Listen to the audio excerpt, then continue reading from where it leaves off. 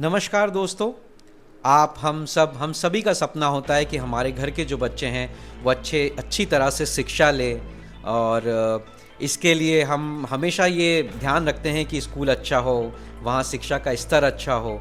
लेकिन एक समस्या जो हम सब फेस करते हैं वो है भारी भरकम फ़ीस की। खासकर प्राइवेट स्कूलों में भारी भरकम फ़ीस वसूली जाती है।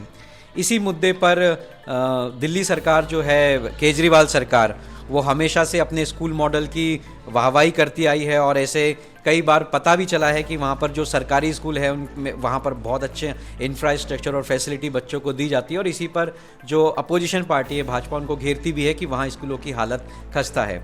इसी से जुड़ा एक मुद्दा अभी भोपाल में भी काफ़ी चलन है, जिसके काफ़ी चर्चाएँ हो रही है। उसी मुद्दे पर हम बात करेंगे। दरअसल भोपाल में जो जो प्राइवेट स्कूल हैं, फीस तक तो ठीक थे कि वो मनमानी तौर पे फीस वसूलते हैं, लेकिन अब उनकी एक तरह से दादागिरी भी है कि हमारी किताबें आप एक चिन्हित दुकान से ही खरीदें, बच्चे की यूनिफॉर्म एक चिन्हित दुकान पर ही जाकर के आपको मिलेगी। इस पर अभी शायद कई लोगों ने शिकायतें करी तो स्कूल शिक्षा विभाग ने एक्शन भी लिया, कुछ दुकानें सील भी हुई।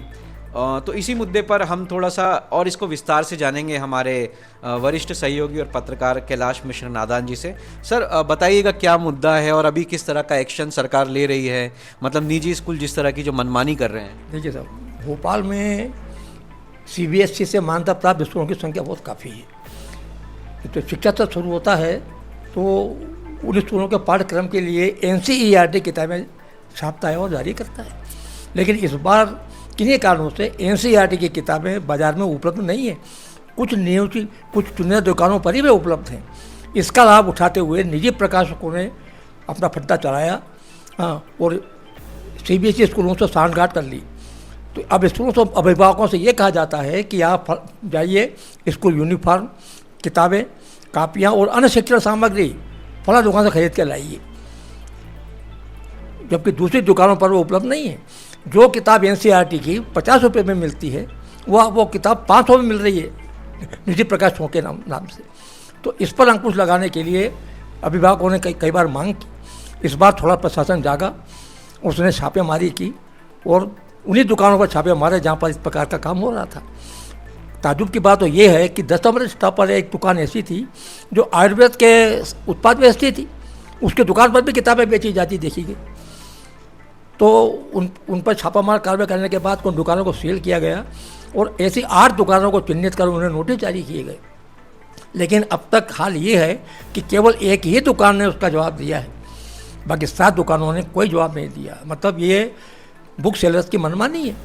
शिक्षा विभाग के अधिकारी का वही घिसा पिटा रटाया जवाब है कि जब जिनने जवाब नहीं दिया है हम उन्हें रिमाइंडर भेज रहे हैं, दोबारा जवाब मांग रहे हैं। ये तो अपन देखते आए हैं शुरू से, ये हालत है। शिक्षा सत्र हो चुका है, बेचारे पहले बच्चे परेशान हैं, उसमें और वो हो रहा है। इस पर ना सही से अंकुश लगना चाहिए, ये कोई बात नहीं हुई।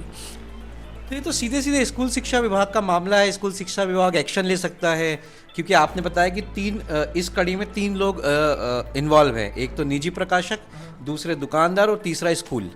तो ये इन तीनों पे अगर मान लीजिए स्कूल शिक्षा विभाग स्ट्रिक्टली प्राइवेट स्कूलों को ये हिदायत देता है कि आपको इस तरह की जो चलन है इसको बंद करना है, मतलब जैसे एनसीईआरटी की जो किताबें हैं, जो स्टेशनरी है, जिनको लाइसेंस है, जो किताब बेच सकता है वहीं पर किताबें मिले। और क्योंकि आपने बताया जैसे कि जो बुक 50 या 100 रुपये की मिलती है वही 500 रुपये की हो जाती है। तो कहीं ना कहीं स्कूल शिक्षा विभाग को इस पर थोड़ा एक्टिव होना पड़ेगा, स्कूलों को हिदायत देनी पड़ेगी, वरना एक सख्त कार्रवाई भी की जा सकती है, स्कूलों के लाइसेंस भी कैंसिल करने, इस तरह की कानून या इस तरह के नियम बनाने पड़ेंगे, तब जाकर के इस पर अंकुश लगेगा।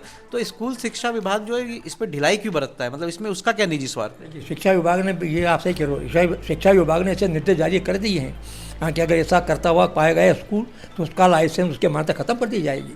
लेकिन अभी सीधा प्रमाण देखने में आया है कि जब 10 नंबर स्टाफ के ऊपर छापा मारा, उस दुकान का निरीक्षण करने के लिए स्वयं जिला शिक्षा अधिकारी पहुँचे, उन्होंने बाकायदा जाँच की, शिकायत को सच पाया, पंचनामा बनाया, लेकिन पंचनामे में से उस दुकानदार का नाम हटा दिया गया।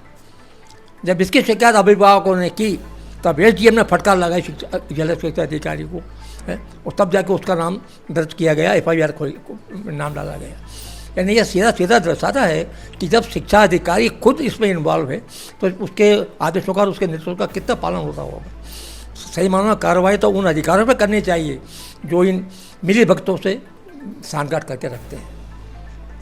दोस्तों, अब आप देख ही रहे हो कि मध्य प्रदेश की राजधानी भोपाल में अगर इस तरह के हालात हैं तो जो दूर दराज के जो ज़िले हैं उनके बारे में हम क्या ही कह सकते हैं।